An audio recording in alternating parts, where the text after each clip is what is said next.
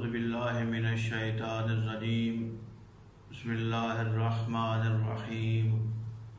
قال علی علیہ السلام من عرف نفسہ فقد عرف ربہ۔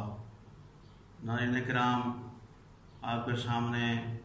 حضرت علی علیہ السلام کا فرمان اقدس پڑھنے کا شرف حاصل کیا، جس میں مولا ارشاد فرما رہے ہیں کہ جس بندے نے اپنے نفس کو پہچان لیا، اپنے آپ کی معرفت حاصل کر لی، اس کو اپنے رب کی معرفت حاصل ہو جائے گی، وہ اپنے رب کو پہچان لے گا۔ ناظرین کرام، ہماری گفتگو ان دروس کے بارے میں ہو رہی تھی جو حضرت امام جعفر صادق علیہ السلام نے اپنے شاگرد مفضل کو دیے تھے، اور انسان کی خلقت یعنی انسان کے جسم میں جو حکمتیں اور مصلحتیں پائی جاتی ہیں ان کے بارے میں مولا نے آگاہ فرمایا تھا، انہیں کو ہم بیان کر رہے تھے۔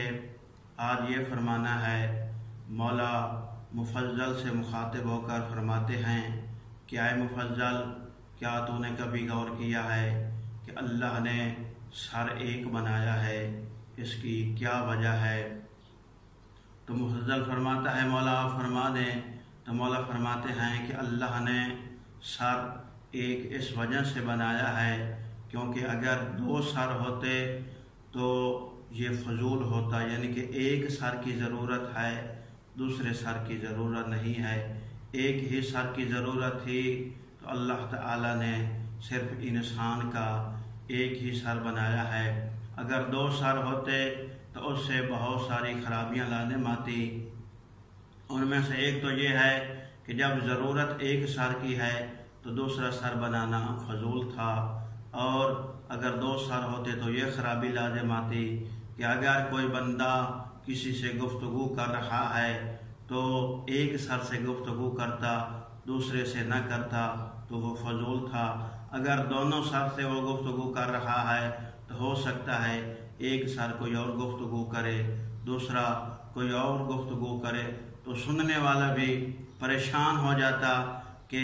کیا کہہ رہا ہے، ایک سر سے کوئی اور گفتگو ہو رہی ہے، دوسرے سر سے کچھ اور گفتگو ہو رہی ہے۔ اور اگر انسان کے اللہ دو سر بناتا تو یہ انسان کے لیے بوجھ تھا، مشکل تھی، اسی طرح بہت ساری خرابیاں لازم آتی۔ تو اللہ وحدہ لا شریک جو مدبر ہے، حکیم ہے، اس نے صرف انسان کا ایک سر بنایا ہے۔ اسی طرح پھر فرماتے ہیں کہ اللہ تعالی نے انسان کے دو ہاتھ بنائے ہیں، اس میں کیا مصلحت ہے، اس میں کیا حکمت ہے؟ تو مولا فرماتے ہیں کہ انسان کو دو ہاتھوں کی ضرورت تھی، اگر انسان کے دو ہاتھ نہ ہوتے تو وہ کام نہ کر سکتا، اس کے لیے بہت ساری مشکلات پیش آتی، اس کو بہت ساری مصیبتوں کا سامنا کرنا پڑتا، ایک ہاتھ سے صحیح کام نہ ہوتا۔ جیسا کہ مولا مثال دیتے ہیں، اگر کسی معمار کا، کسی مستری کا ایک ہاتھ شل ہو جائے تو وہ صحیح طریقے سے کام نہیں کر سکتا، اول تو وہ کام کر ہی نہیں سکتا،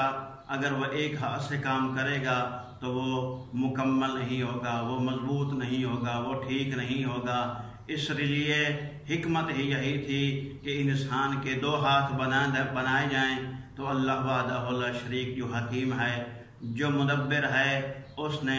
انسان کے دو ہاتھ بنائے۔ یہی وجہ اور حکمت ہے کہ اللہ نے انسان کا ایک سر بنایا ہے اور دو ہاتھ بنائے ہیں۔ ان میں حکمت اور مصلحت یہی تھی کہ سر ایک ہونا چاہیے، ہاتھ دو ہونا چاہیے۔ تو مولا فرما رہے ہیں کہ یہ حکمت اور تدبیر یہ بتاتی ہے کہ ان کا بنانے والا واجب الوجود ہے، اس کا کوئی خالق ہے، کوئی بنانے والا ہے، کسی خالق اور بنانے والے کے یہ ہاتھ اور سر نہیں بن گئے۔ تو مولا وحدہ لا شریک کی توحید کی طرف رہنمائی کر رہے ہیں کہ وہی اللہ جس نے انسان کو ایک خوبصورت جسم عطا کیا، وہ وحدہ